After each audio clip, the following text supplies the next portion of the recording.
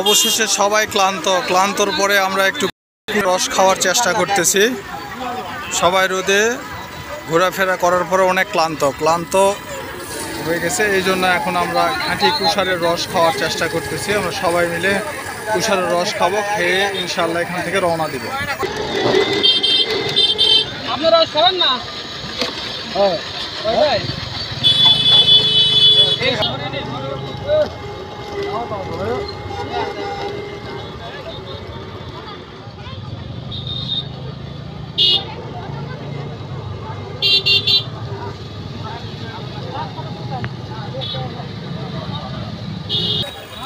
প্রিয় গাইস, আমরা সকলে মিলে এখন কুশারের রস খাচ্ছি। অনেক ঘোরাফেরা করার পর ক্লান্ত হয়ে গেছি রোদের মধ্যে। এখন আমরা কুশারের রস খাবো।